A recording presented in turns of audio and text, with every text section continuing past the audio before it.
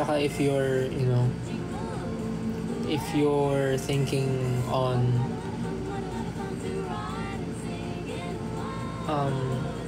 ano ba, kung iniisip nyo na next year or nanghihingi kayo ng sign for next year na parang mag-stop na sa ginagawa nyo or nawawala na kayo ng drive next year, paano ba sabihin?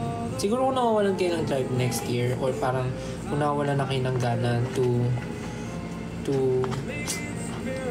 do the things that you love or you want to do, siguro gumawa tayo ng promise na parang as long as nakita natin yung bawat isa na nag-e-effort para mapaganda yung buhay ng bawat isa.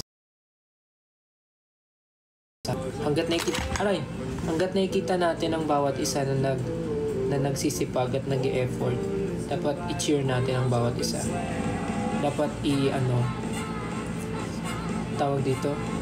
dapat hikayatin natin ang bawat isa na maging best version of themselves, na maging best version ng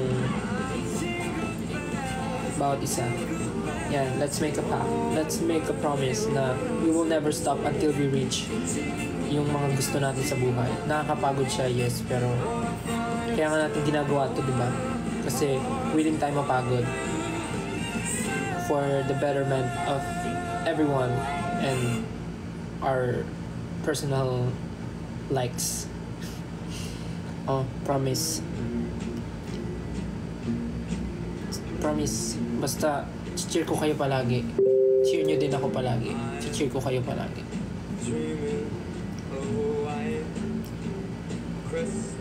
Yun lang naman, wala akong masyadong wishlist. Basta happy lang. Nakikita ko naman na happy kami, masaya na rin ako. I mean, basta nakikita kong okay and parang, alam mo yun, wala masyadong problem. Though may problem pa din, hindi naman siya mawawala kasi habang may buhay, may problema, may pag-asa. Kaya nga merong pag-asa kasi may problema. English mo yung sinasabi ko. Hindi naman